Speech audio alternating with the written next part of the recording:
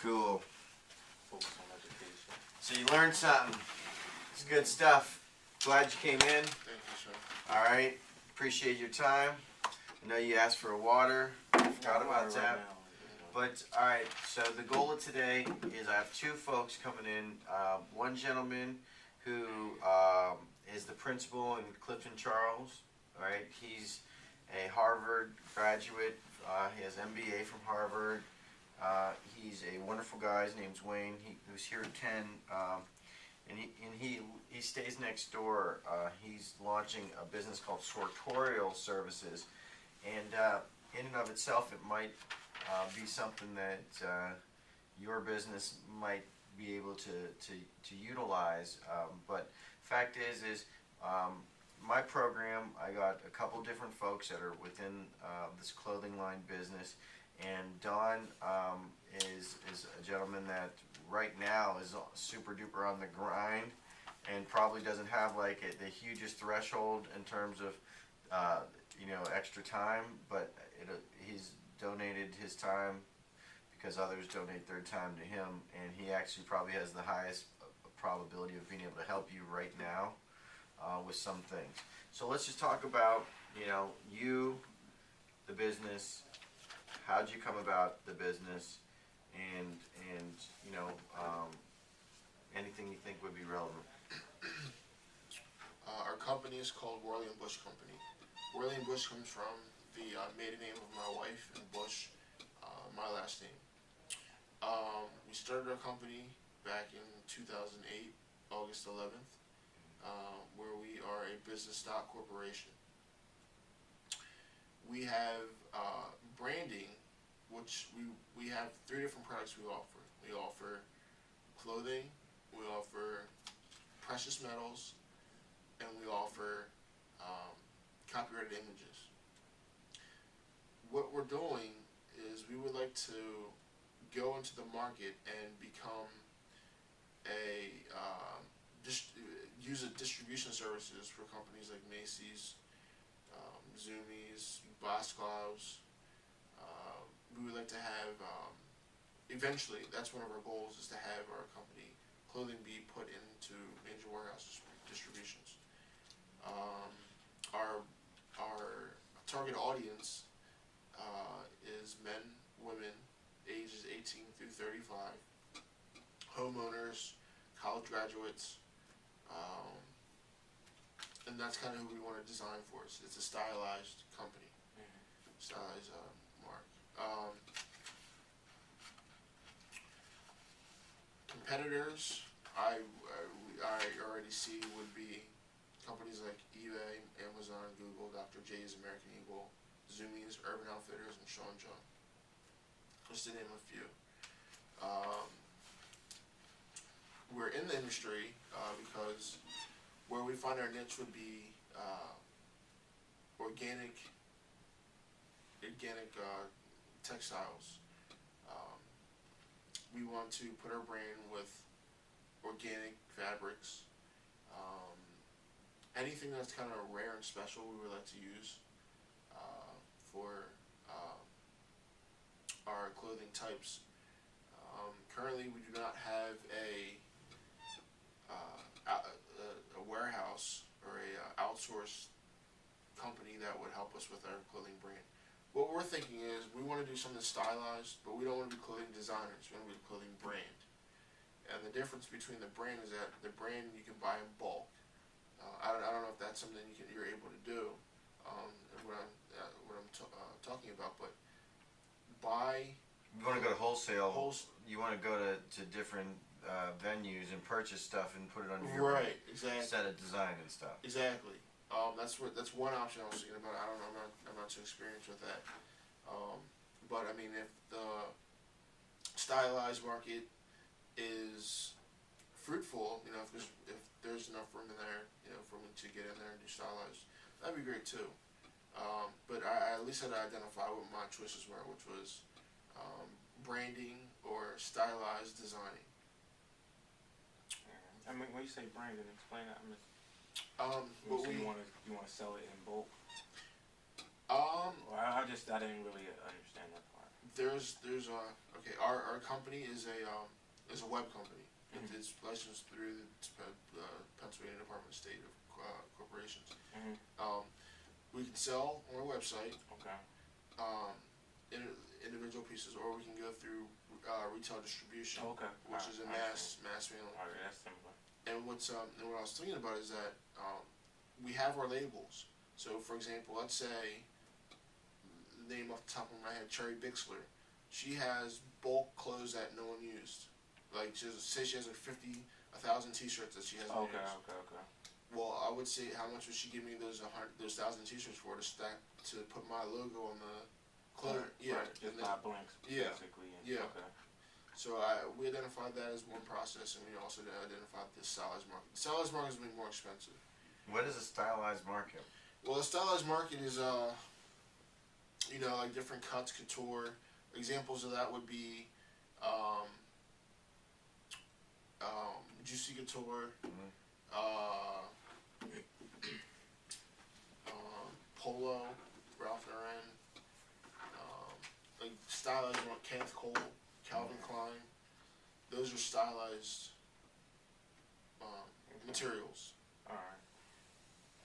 I mean, I think, for me, my understanding, I think they're probably, one and the same, depending on, I guess, where you are and the process. As you have more capital to invest in, and probably, making your own. For purposes of the video, why don't you tell us a little bit about your business? Okay, I mean, it's essentially, they're parallel. I started, just like you, probably 5 years ago, buying blanks. So, I would purchase blank T-shirts from wholesalers, and I would, print my design or embroider my design on it. And eventually, that led me to meet a pattern maker and a tailor. So while I still print, I still can do pieces like, the jacket that I wear. I would design a jacket, and, we can get the materials and, make a coat. I have a website where I'm not selling as much as I want to right now, but, I'm in a phase where I'm trying to, build the site and have it marketable, branded, so that, as traffic starts going to the site, that'll help, the sales. And also, like I said, I have the site, and I also visit stores and basically present the brand to them to see if it's something that they would want to carry.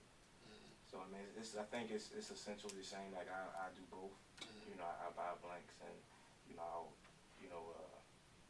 fix them up, design them however we see fit, and we still also do we're starting to develop a clientele and customer base for more couture type stuff too.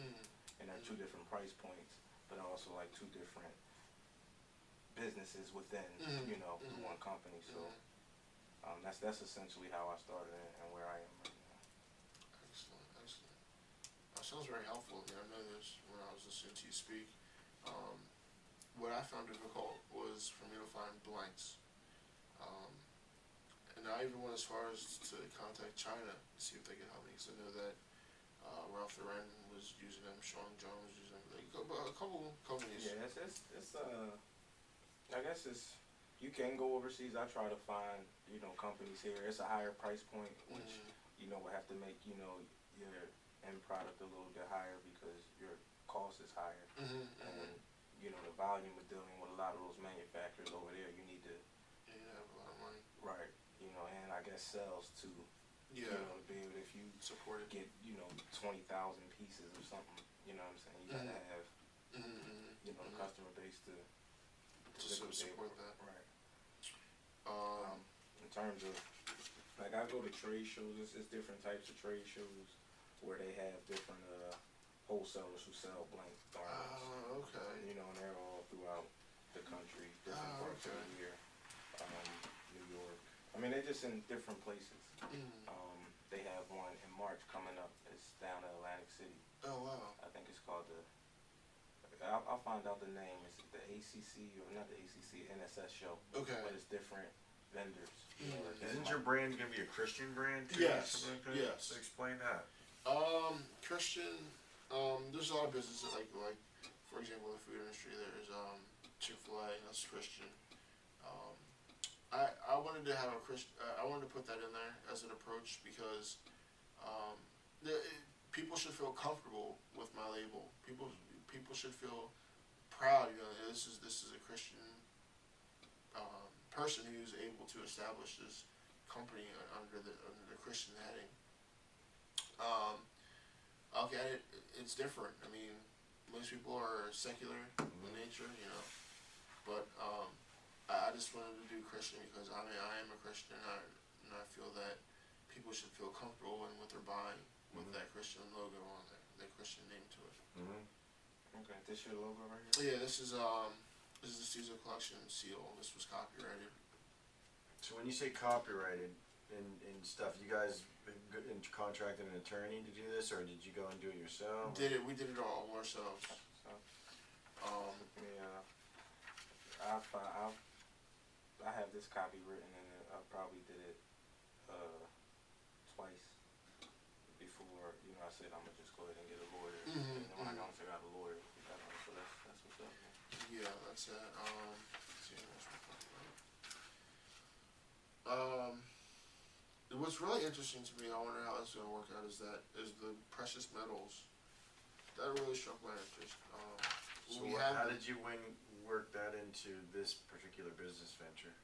How I used the emblem, the Caesar Collection seal, and I put it on the front of the coin, and then I have like our branding's our Caesar Collection seal's on the back of the coin, and then on the front is your Stizo trademark. And it was something cool, like, you know, what we want to do is come up with more than one idea. The Stizo is just the one idea. Hey, bud. How you doing? Good to see you. Likewise. Likewise. How you doing? Good, how are you, sir? Good. Nice to meet you. Have a seat, pal. Wayne. Tehran. Okay. With the stylized, Here, you sit here, Wayne.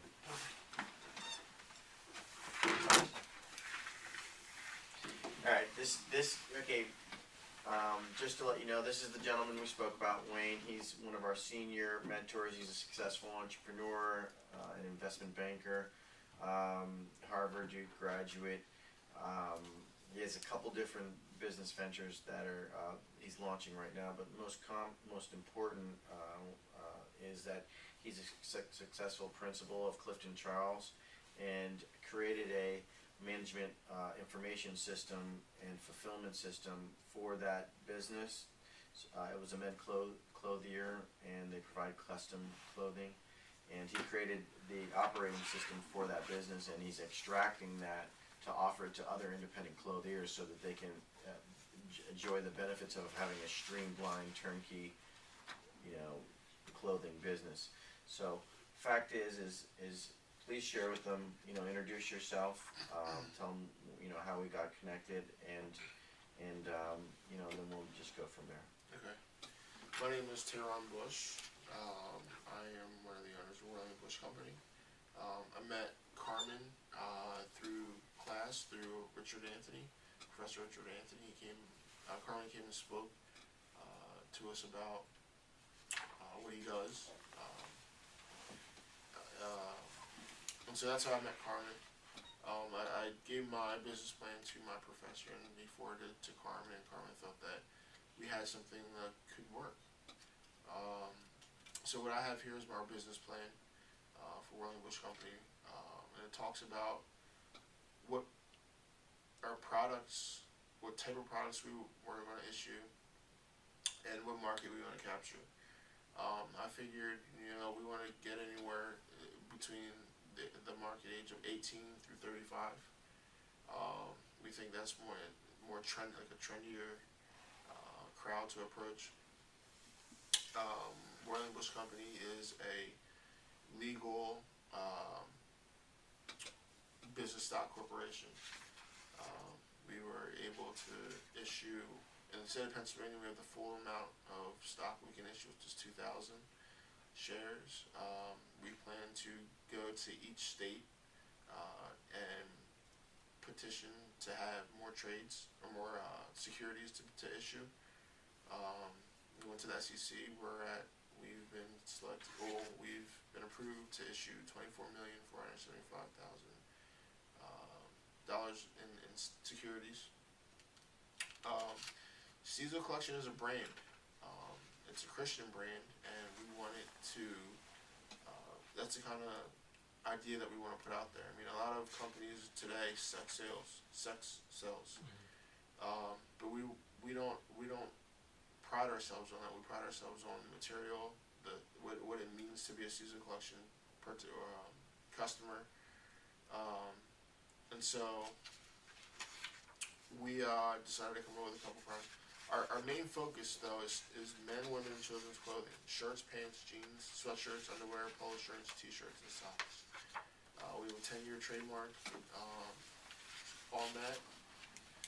And we have a 10-year trademark. That's still good.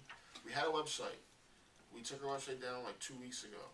What happened was we were getting the traffic from all over the world. We had about 50,000 page views, but no one was buying anything, and so we kind of got off track there in terms of our marketing program. We had done commercials. We put commercials on MTV, Bravo, ABC Family, and we had about 70,000 viewers. That's all that.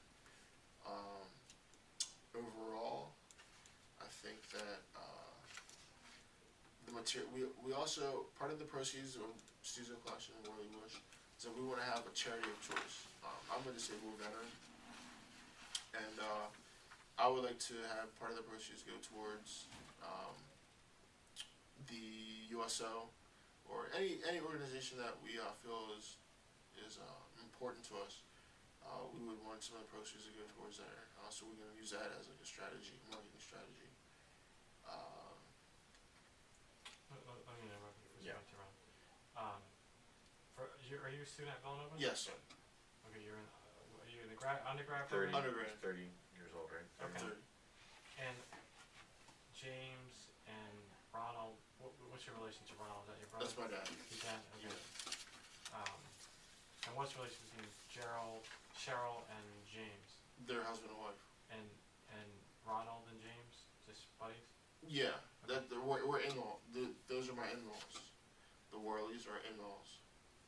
Okay. So it was your wife, Yeah, my Dolores? wife Dolores is my mother. Okay.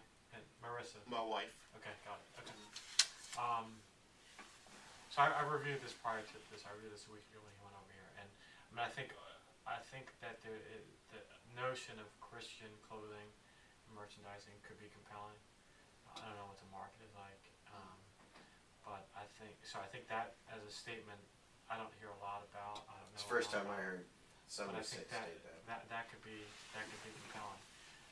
Versus everything else in this business plan, I didn't understand or didn't follow. Okay. And so let me just kind of ask you a few questions, and then just basic questions, and I can kind of go into some comments. But what's Steezo? I mean, what does that mean?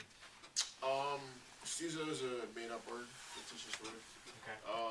When we first started with it, we want to continue with the Steezo Your Style. It's it's a cultural approach to what your style wants to be.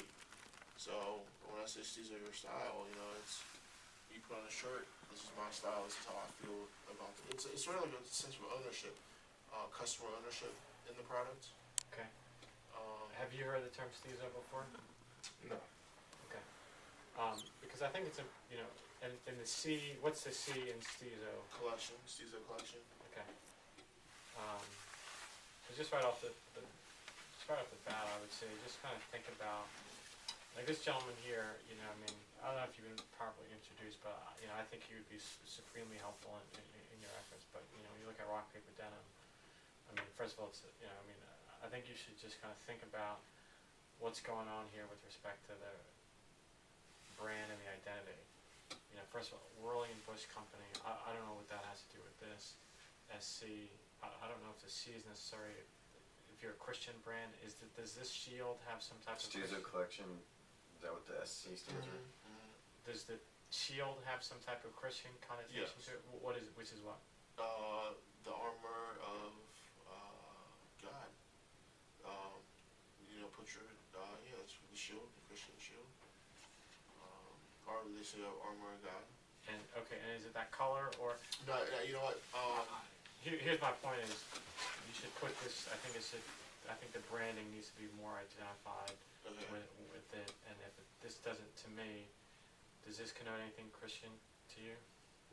No. Not. I mean, so anyway, so that's the one thing I would think about if that's you. And again, I think that there may be an opportunity. I don't know what the market is, but that branding is important, and that your mark. This looks like it could be a fraternity or a military shield, or Okay. family shield, or something like that. It's not clear to me that this is a Christian thing. So I think you have something to be said about that. Okay. And then you should stop. I don't know. Stop referring to it as a whirling bush. If this is what the clothing is, if this is the parent, you want people to Yeah. think of see the collection. So my overall comments is that. It's just that it just seems like they would. Well, let me ask a few more questions before I get into the comments. But I got a couple questions to chime in here. Sorry. Let me see if they're consistent. So you've invested. One of the things that I'm having a hard time getting around is because when I look at the paper, it looks like a very premature business plan. It looks like it's like your first draft. But then when you say that you've had advertising, and then you say that you have issued stocks and stuff like that. Who was your first consulting person like? Because it seems like you have elements of, some investment and then, significant investment in that marketing, but then it seems like this is a plan that's very basic. So obviously you were able to track some funding, so help us understand. well, I think you issued stock, right? No, it hasn't been issued. It's yet. been author, Yeah. but you've been authorized to issue. To issue, Yeah, yes. so that just means that you tell them. That doesn't mean much, right? I mean, you just have the ability to sell it. You haven't sold anywhere close to $24 million in private stock, right? But I did one of my questions is related to that, which is when you say you took the website down because there was too much traffic, that never sounds like a good. Well, that never no. sounds like something that. I'm sorry, I just didn't clarify. I didn't take it down because there was no traffic. I took it down because there were no sales. And my wife started complaining to me, we need to do another way. We have to purchase another way. Because we had the traffic, but no one was buying anything. It was costing us, overhead. So What was it costing you? It was like, $240 a year Okay. to keep it up. And she decided that she didn't want to do that anymore. So we're. And what was the feedback? What was the feedback on? I mean, if I told you I was getting a lot of traffic, even if and the sales weren't there, I would say, well, that's a good thing for this traffic. Well, why are people not buying? Why are people not selling? So I would just, you don't have to answer it now, but that seems like an odd. Right. My response necessarily wouldn't be to take it down. It would see, well, how do I convert them into? Figure that out. But here are my general comments, which is, and this is something that you don't have to answer now, but certainly I would ask you to think about who's invested in, who's invested. I don't mean money necessarily, but is this anyone's full-time occupation? Yeah, I mean, it doesn't seem like it. I would say what's important for me is the commitment and sacrifice that folks need to make this business a success. With all due respect, you've listed 7 adults here, and you tell me that $250, and you're on the lower, you and your wife are on the lower end of this. That $250 is a commitment to put your website at is burdensome. That might be a sign that this is not, people aren't properly focused and invested in this. So one is just kind of think about, does anyone want to make this a go? Is anyone really going to commit to this? And then kind of figure out who these people are, and then really kind of, just have their role as maybe advisor, but to say that these are principal Is members. this your passion, this thing, or is this everybody's here? It started out to be mine. My mother founded it. She gave me the money. This was like $250. This is what it costs to start a corporation. And my in-laws said they'd help me out until once I get everything going. So right now it's more or less my foot traffic that is doing the work for the company. They're there for it, but Do they have successful business backgrounds or something? They Is do, your yeah, dad, they is he a successful businessman? Or? Yeah, my dad is. My father-in-law is a CEO of Metro Elevator. My mother-in-law is she had her own business doing calligraphy, but now she's the secretary to the executive assistant at Gray Valley School District. I'm sorry, where? Gray Valley School District. She's for the can't think. It's alright. Anyway, So she works for the school district. Let me just kind of, so let me just kind of go, so I think just kind of figuring out who's really kind of, and just, you just kind of figuring out the team, even if it's you. Yeah. But just kind of figuring out, okay, who do I have with me, and again, even if it's you, I mean, this man does a lot of things by himself, I do a lot, so just kind of figuring that out, but when you put this here, and you're the bottom here, and then, these folks here who have these high titles aren't invested really, then there's a disconnect. So just kind of the first thing is figuring out the team, and whether or not you're really committed to making this a success. That's if I just talk to someone who wants to leave her job, I say the first thing that you need to do is decide whether or not you're determined to make this a success. That's the first question. Forget about she wanted me to look at her financials. First, determine whether or not you're willing to make this a success and what you're willing to sacrifice for this. This man can tell you the sacrifices needed to endure. You need to endure to make a successful enterprise of yourself. So that's the first thing.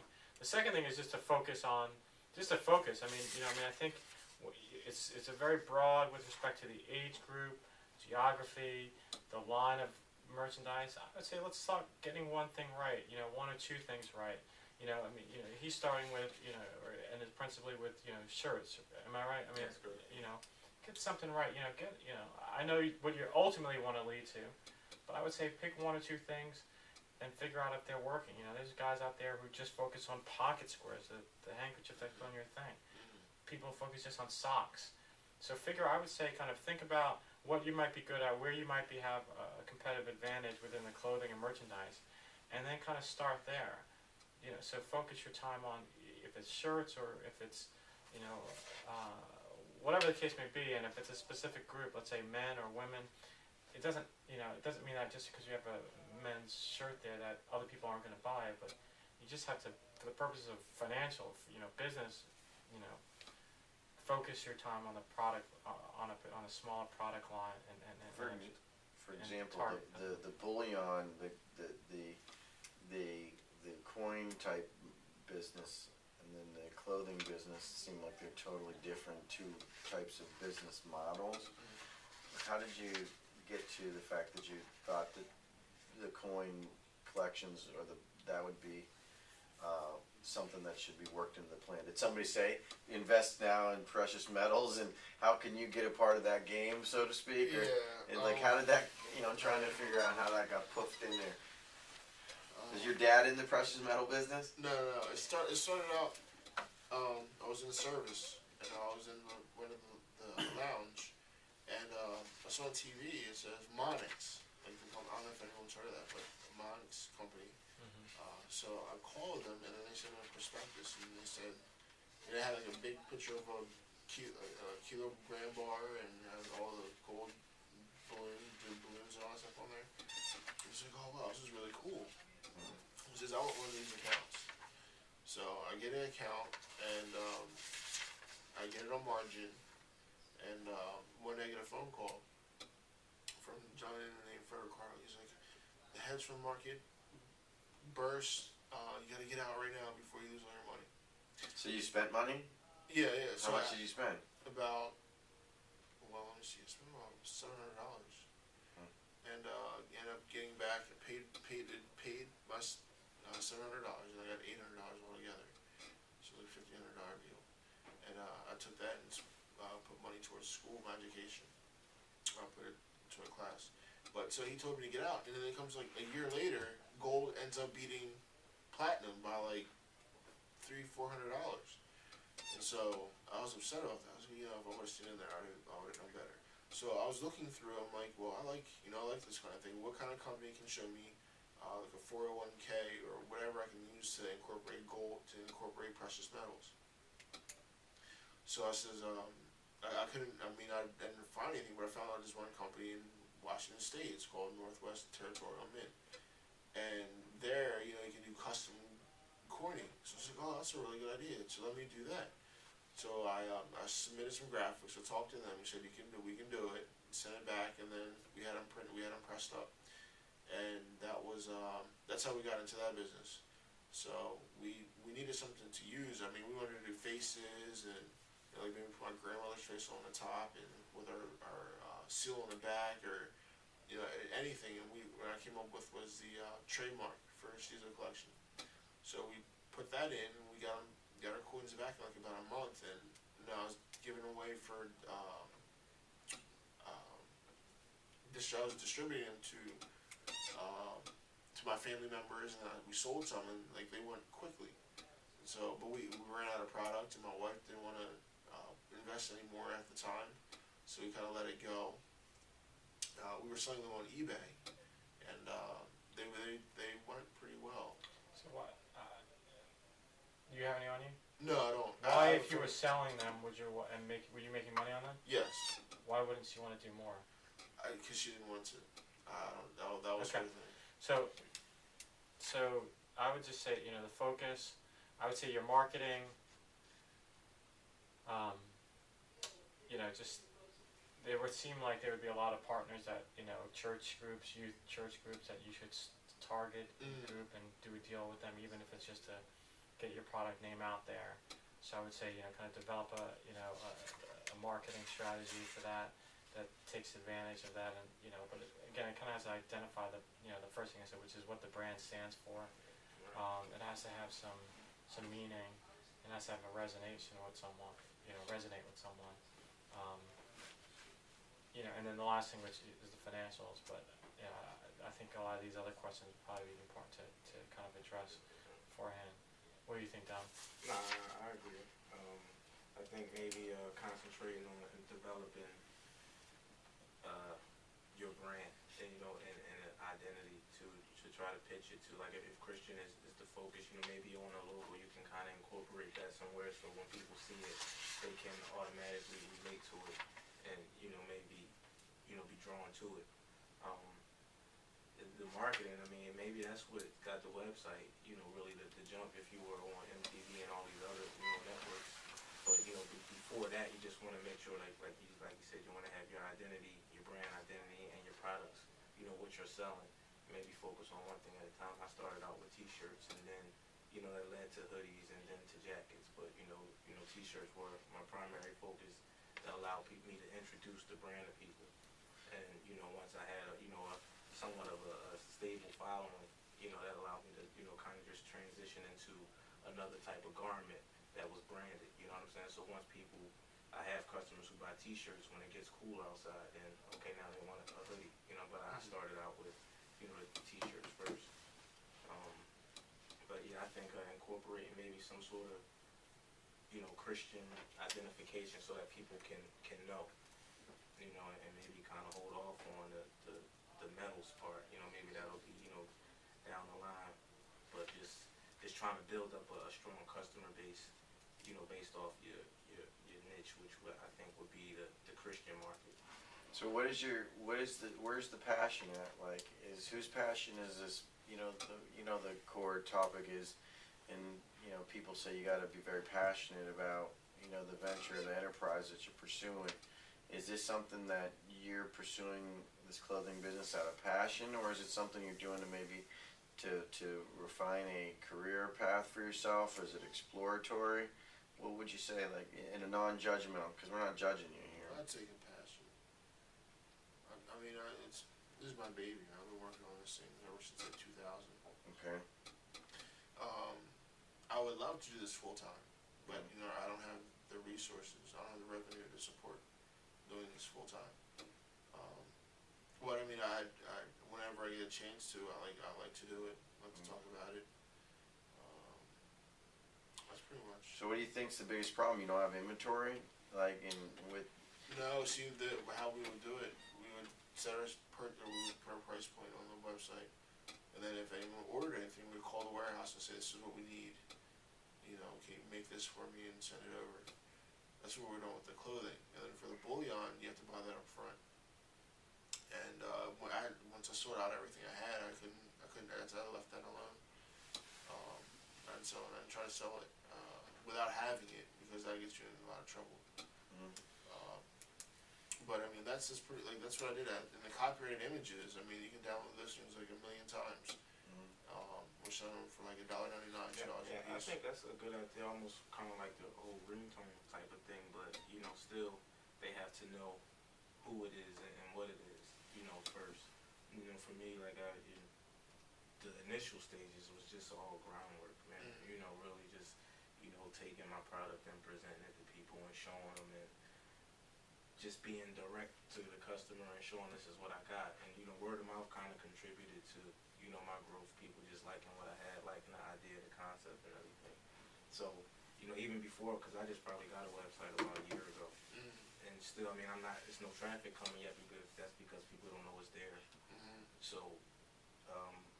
initially, I think just a lot of footwork, in terms of presenting the brand to people, going places, fashion shows, trade shows, whatever. I mean, however you can get it out there to try to get as many people looking as you can, because I mean, right now a site is good, but You have to have some core product, right? Right. Like, I mean, does that sound like something we're lacking here besides the bullion?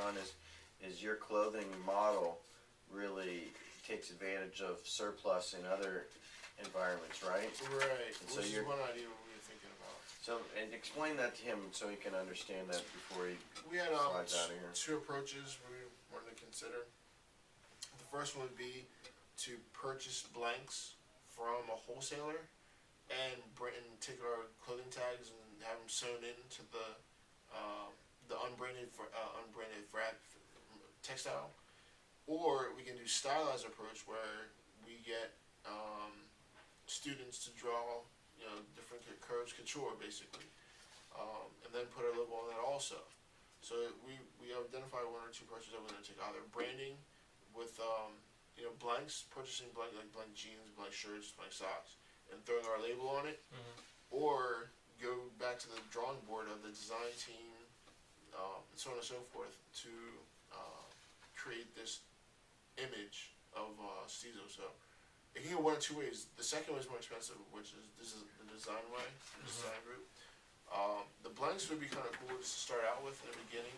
I don't think people are too excited about what kind of curves and cuts you're going to get in your clothing, but just to get it out there and say, hey, this is CISO collection, this is what we're about, this is what we look like, and kind of go from there.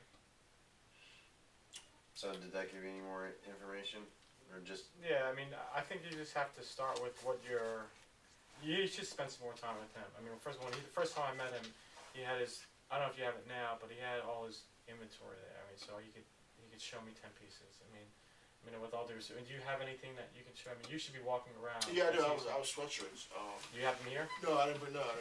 That's my point. Yeah. So you're talking, guys, you just gotta, bring your stuff. I mean, you're the brand ambassador, you're the chief marketing officer.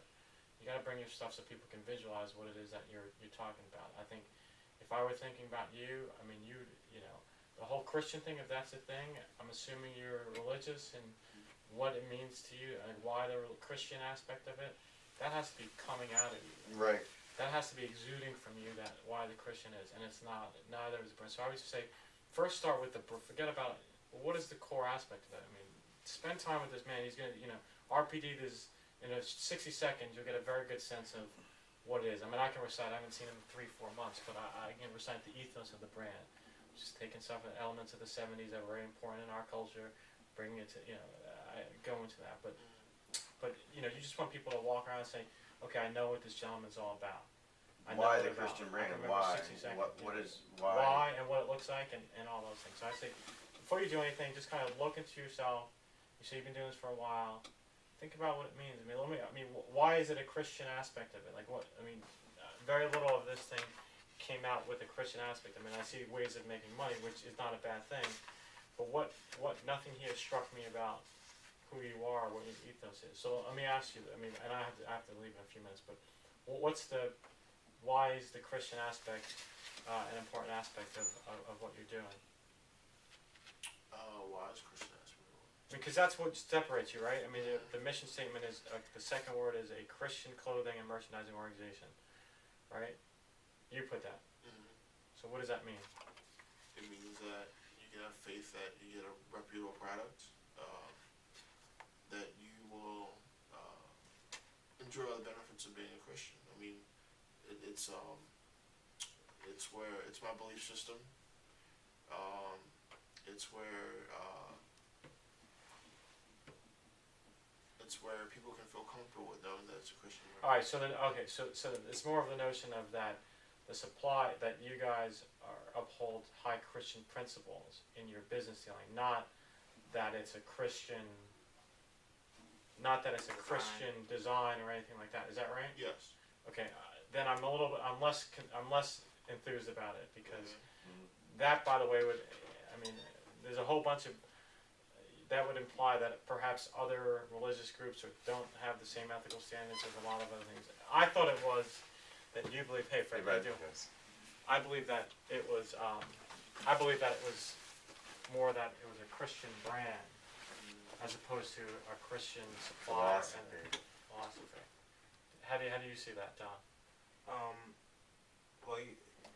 I agree. I mean, I guess you're saying you operate, what Wayne is saying, you operate using Christian principles, or are you saying you're designing Christian apparel? Christian principles. So you that's just Or could part it of be the both? company's. Or does it need to evolve to be both, to be of sound value Yeah. proposition and to create value? I think It could be both. I mean, I wouldn't rule one out over the other. Like, man, you I saying would like actually you're like designing, I you're feel good designing, it would be both. designing clothes for like a Christian market, or do you just operate using Christian principles. right? Yeah. And so if you just operate using Christian principles, then it's it basically doesn't say the a market's clothing there. company, right? Mhm. Just all right. So you would still need, I guess, to identify what would make your clothes different from somebody else's. What's the story behind your brand? What's your niche besides just using my thought integrity. my thought process was that you were targeting, you being a man of beliefs, we're taking that into the creation of a quality good that you're then going to target those with shared right? beliefs. That makes sense to me. Right.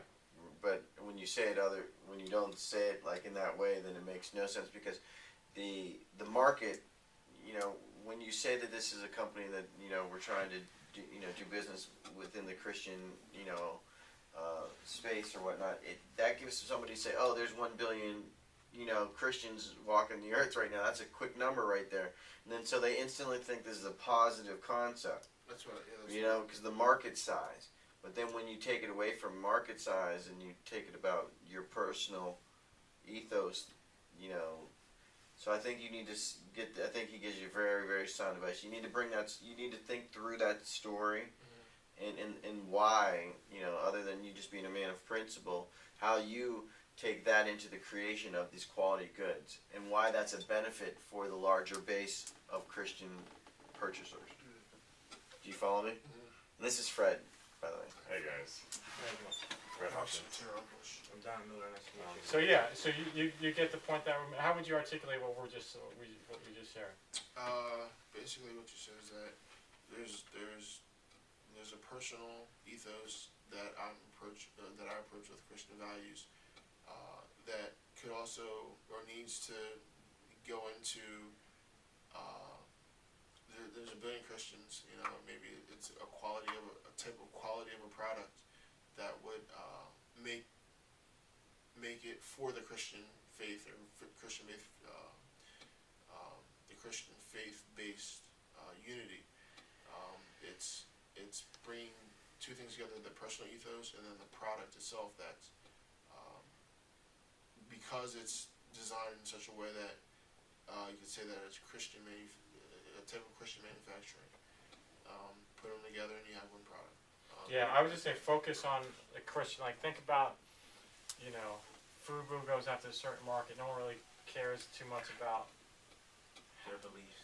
Yeah, but they have a very specific target market, or youth, or punk rock band. You have to identify what the brand stands for, and I think if that's the case, then I think, there could be something really, compelling there. Yeah. And I would say let's focus on, what the principles are you currently, because that kind of goes as a given. It's relevant, in a storytelling environment. Right, yeah, And in a storytelling. where the genesis of the idea came from, right?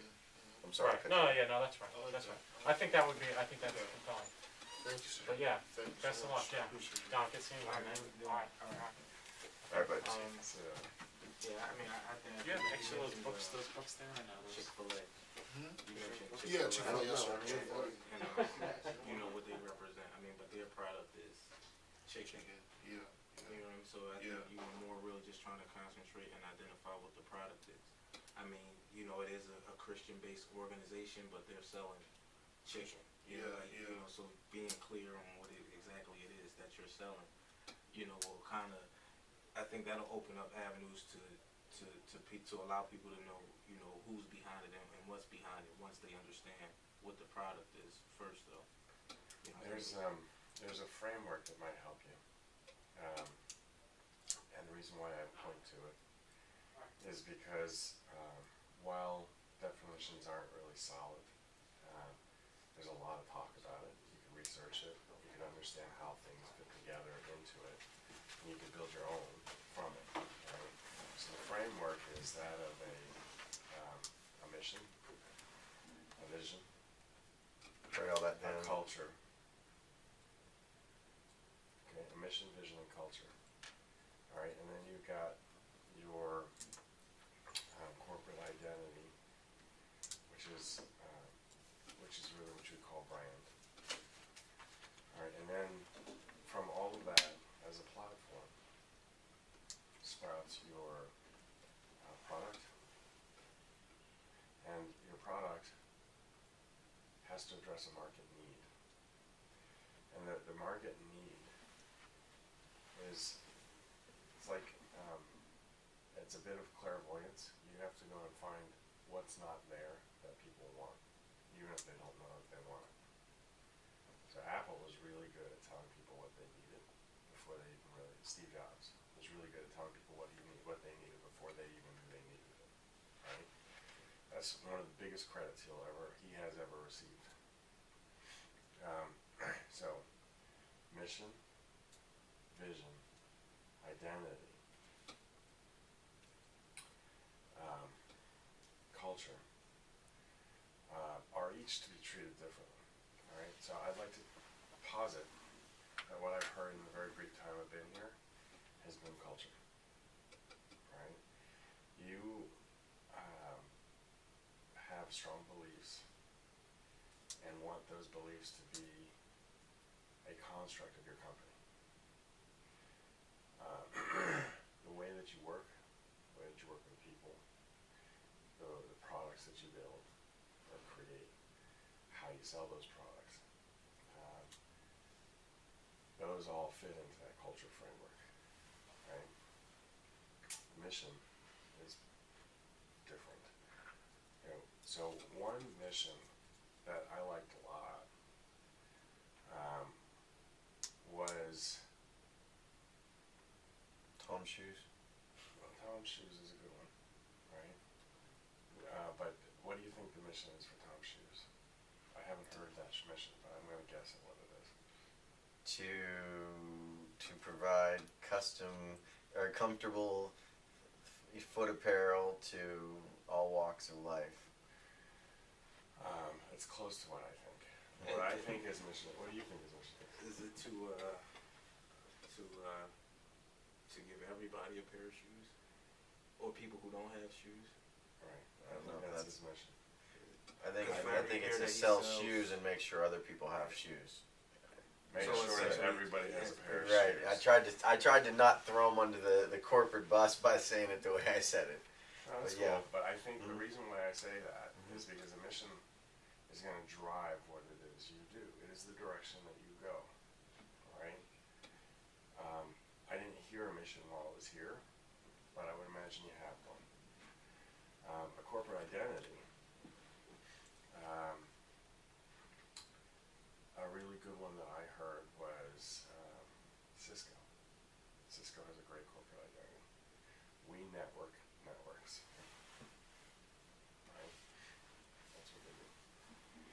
it's one of the best ones I've ever heard because it's so pithy, right? But it's also very descriptive of who they are, right? They're a networking company. They connect the networks that are each business that they connect in each enterprise. So that covers mission and identity. Culture is an amorphous term, right?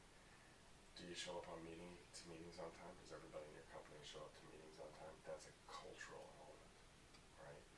Do you enter into agreements that you're not really sure about? Do you really make sure that every agreement you enter into with somebody outside of the company is going to be an agreement that you know they can honor and that you can honor, right? These are cultural issues.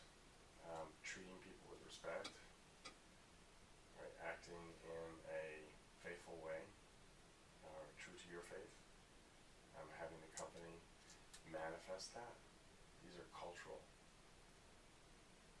constructs, right? A product, I heard clothing. Is that what you want to sell? Yes, sir. The product should address your mission, should fit in your identity, right? It needs to be able to reflect your culture, and your culture needs to be able to support it. Otherwise, your culture is misplaced. Can you give me an example? Yeah. So I just gave you an example of a cultural item. I'm going to make sure everybody shows up to work on time and shows up to meetings on time. And we're just going to do the things we say we're going to do. That is the corporate culture that I am going to create, right? I want to hire the best engineers I can find. I'm going to build a software product that is going to rival Google's, right? Those are two conflicting statements because software engineers are mavericks.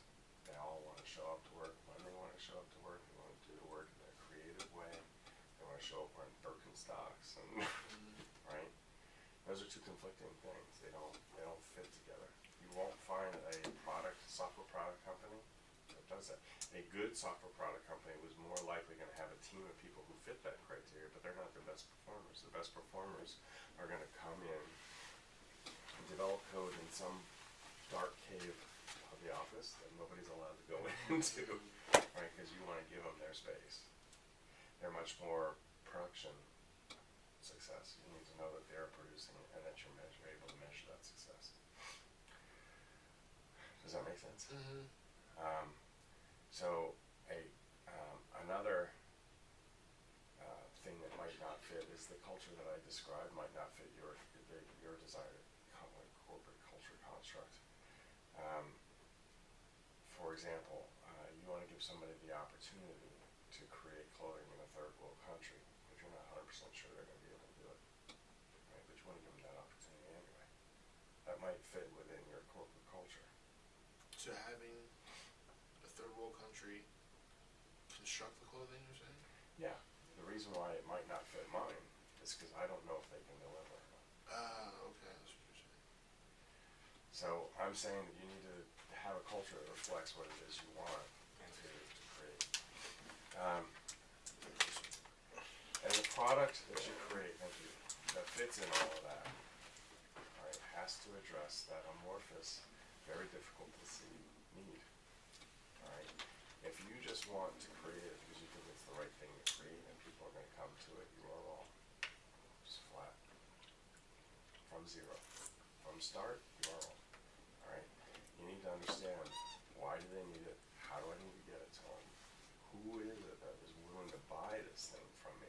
Have they said they are willing to buy it?